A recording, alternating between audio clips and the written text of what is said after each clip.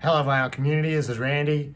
Back today with another video. Today is Tuesday, November the 20th, or 21st, and I'm going to show you some records that I picked up in the first part of November 2023. A few weeks ago, Don Giovanni Records sent me an email, and they said that they were having a big sale. It was sort of a grab bag sale. You could get 5 records for, I think it was $25, or 10 CDs for $25. So I went with 5 records for $25. These were going to be records from, from the Don Giovanni catalog. So you didn't get to pick anything. Luckily, they didn't send me anything I'd already gotten from them. So I got this record. This is the first. I've got 5 records. I'm not gonna show all 5 of them today, but this is probably my favorite one of the ones that I got. And the artist's name is Anna Fox Rochinski. Anna Fox Rochinski. And the name of the record is Cherry.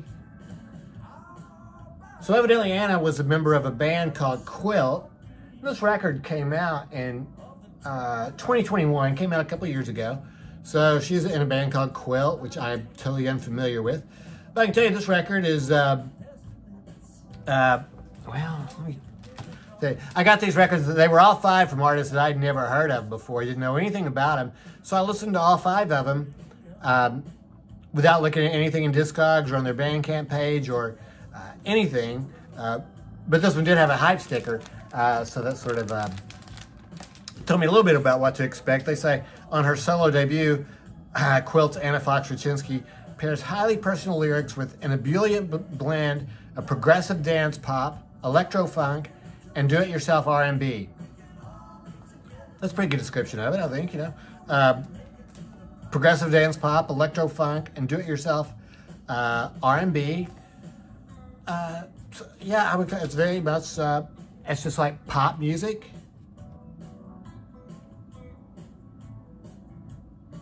The songs are all very well constructed.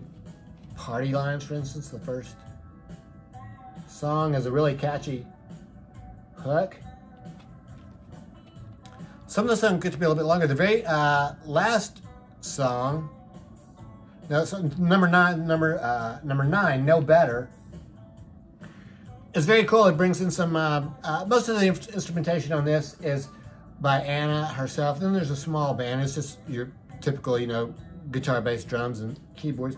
But she brings in a saxophone on No Better. That sounds really cool. That song stretches out some. There's a little bit of a jazzy feel to it. So, yeah, this record has been really good. Overall, I would call it upbeat pop. They're just pop songs. They're cool songs to listen to, I think. So, yeah, I'll probably listen to this record some over the years. Glad to get that one. And this is the only one of the 5 that came on colored vinyl. It's cool looking red vinyl. Don Giovanni Records. I got this record just over a week ago, I think. The Third Mind 2. This is probably my record of the year so far. This is just absolutely fantastic. You may remember The Third Mind from 2020, I think, 2019 or 2020. They put out their first album, had a fantastic album cover. Should have pulled that out to show it to you. Had a fantastic album cover. And that was probably one of my favorite records for the year that it came out. And this record, I think, is going to be my favorite for this year. This is a 2-record set. This is one of those where it's really only 3 sides, though. There's the track listing. 3 sides, and side D is etched up. I'm really not a big fan of the etching, but this one I think actually looks kind of cool. There's what the label likes. I like the old-fashioned look of the label there. This is on, Yep Rock Records. So, yeah, Dave Alvin, I think, is probably the best known member of this band. And here are the other. Dave Alvin, I think, was in a band called the Blasters back in the 80s. And these are mostly cover songs of psychedelic 60s songs. There are a couple, I think maybe there's just one original on here. Oh yeah, I can't find it right now, but I think there's just one original on here. This album is really very psychedelic sounding. Instrumentation is all fantastic. I love all the guitar work on it. The only drawback to this album is the singer's voice is very distinctive. And Jesse Sykes is the singer. I remember that from the first album. His voice is definitely different. It's almost sort of like a falsetto type thing. Sort of sounds like Neil Young or something. So definitely takes a little bit of getting used to. But after you get used to it, I think it's great. So it starts out with Groovin' Is Easy. Fantastic. So the second song, Why Not Your Baby, is a Gene Clark song. Gene Clark from the Byrds. They did with the Dillards, I think. And then Sally Go Round the Roses. It starts out like really slow, but then it just builds up into a psychedelic hurricane. So, yeah, The Third Mind, 2. Really excellent. I got this record by a band called Jeffrey Alexander and the Heavy Litters. And I had just never heard of them before. I had absolutely no idea what it was. I picked it up basically, I think, based on the just the album cover. Just such a fantastic album cover. So New Earth Seed is the name of the record. Jeffrey Alexander and the Heavy Litters. Here's the track listing. You can see there's only 5 songs, so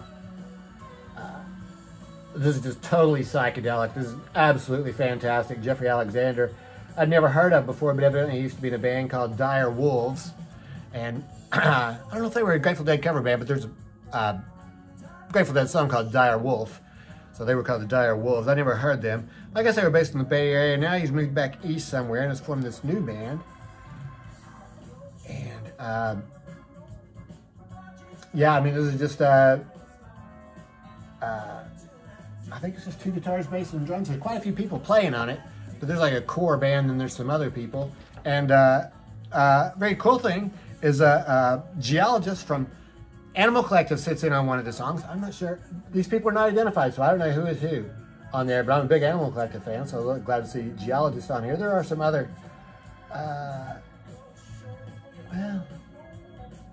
let's see, I think they list as the, well, they list for each song. I think there's like 5 core band members, though. Jeffrey Alexander, Jesse Shepard on bass, Scott Verastro on drums, Chris Forsyth is the electric rhythm guitar, and Brian Cordera plays the combo organ.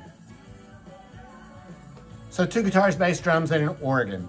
And just very psychedelic sounding, really. It's the best way I can think of to describe it. So yeah, the music really lived up to the album jacket in this case. So yeah, this is just fantastic. If it hadn't been for The Third Mind, this might be my this might be my record of the year for this year. It's hard to say for sure. Very cool looking label there, and then the other side is even better. Yeah, New Earth Seed. I saw Chris Robinson during a break from Black Crowes had a band called New Earth Mud. This is New Earth Seed. Sundays has, I guess, found these old tapes of Sandy Salisbury and Curt Boettcher. I've never been sure of the pronunciation of his name. Curt Boettcher. I think he was associated very strongly with Sunshine Pop in the 1960s from Los Angeles. I think he produced The Association. And then the 2 of them were together in a band called Millennium, which is very much just Sunshine Pop. That's exactly what it is. It was reissued a few years ago by Sundays. I have that one too. That's an excellent album. So these are some recordings that were never released back then. So they're just now putting them out in 2023 for the first time. This is wonderful. It's really good. I know I'm sounding really effusive about all these records, but they've all just been so good. They're really good. This is fantastic. This is Sunshine Pop. This is just sugary sweet. I mean, just so fantastic. It's not Sunshine Pop in the style like the Archies, though. It's more like a adult-oriented Sunshine Pop, I would think. And there are no songs on here that are covers. These are all originals, I think, that were written by the two of them at the time. So, Sandy Salisbury and Curt Boettcher. Try for the Sun. Really, really excellent. Sunday's record. The label goes along with the album artwork. And I got this record, Blues for a Reason. It's the Chet Baker Quintet featuring Warne Marsh. This has been just absolutely excellent. I've enjoyed this more than any jazz record I've listened to recently, just because it's so easy to listen to. I guess you would call it cool jazz. It's very modern. It's not frantic at all. They play really well together. One of the things I really like about it is, like, for instance, when Warne Marsh will be soloing on saxophone, Chet Baker will throw in some quiet parts in the background on his trumpet. There's no vocals on this. Chet Baker had been living in Europe for quite a while. This was recorded in 1985 in Munster in the Netherlands. And here is the band down here. This piano player is a really pleasant surprise on this record. His name is Hod O'Brien. I'd never heard of him before, but I just love the piano work on here. Really nice. So everything about this record has really been good. So I'm really happy about this one. Crisscross Jazz. This came out originally in 1985 on Crisscross Jazz, and this is the first time it's been reissued. So it's still on Crisscross Jazz. So yeah, just excellent. Man, very cool looking label too. Yeah, very cool looking label. Crisscross. I received the next season's entry from Weezer. This is winter. This closes out the seasons. They started out this year with spring. They released summer, fall, and winter. These are all EPs, 45 RPM EPs. They have all been excellent. Good standard Weezer rock and roll songs, I think is what I would call them. This one starts out with I Want a Dog, which is very acoustic oriented. Sort of rocks out a little bit later on, but yeah, I Want a Dog is really cool. Let me pause here just a second. I'll turn this record over. Yeah, carrying on here. So yeah, so this is Winter. Yeah, the first song, I Want a Dog, I thought was really excellent. He has a lot of really, cool ideas about a dog. I tell you, having a dog is great when they're puppies and for most of those years, but it can get to be a little bit difficult when they get to be older. You have to make some difficult decisions at some point. All four of these records have been very good. I've been happy about all of them. They all were released actually digitally in 2022, and then released on vinyl this year for the first time. So I really need to go back and listen to, I think all four of them in a row, just to sort of get a picture of what the four of them sound like together. The music that we're hearing in the background is Jay Garcia Band. Jay Garcia Band from Electric on the Eel in 1991. I was at this show. Here they are singing Shining Star. I think it was a hit song for the Manhattans, maybe. There's that chorus, wanna be right here where you are. You are my shining star, wanna be right here where you are. Till my dying day. I saw the Jay Garcia Band at the Warfield, well, I saw them at the Warfield several times. One time, at the end of the first set, they closed the first set with this, and the audience just kept on singing the chorus for a while. About 5 minutes. It was truly overwhelming. Rolling Stones, Hackney Diamonds. I listened to this record. I streamed it about 4 or 5 times before I bought it, and I really liked it a lot. I really think it is excellent, to put it succinctly. I think it's just an excellent album, really good. I like mainstream rock and roll. I listen to a lot of mainstream rock and roll, like, well, I think Liam Gallagher would be mainstream rock and roll, or even Weezer maybe, or, you know, The Strokes, or Kings of Leon. So this has been just excellent so far. So I'm really not going to say too much about it, because I think everybody in the VC already has an opinion on it, whether they've listened to it or not. They've already formed an opinion about the record, so, you know, that's fine.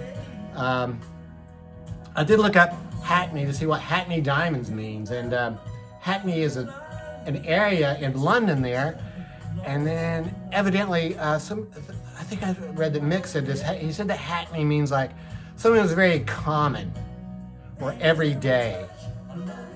So the illustration he gave was that if your windshield was smashed out in Hackney, then the pieces on the ground would be Hackney diamonds. So I guess they're just referring to these as common diamonds. I don't know. It's got all the credits here on the other side, so really excellent. And I think, yeah, I mean, really, Mick's voice is amazing. I think for his age, he totally sounds like he's in his prime. I think the whole album just sounds like the whole band is still making some great music. I'm very happy about that. So, yeah, I guess that's it. Those are the records I've picked up here in the first part of November. So, yeah, that's it. I hope everybody's going to have a happy Thanksgiving. Thanks very much for watching.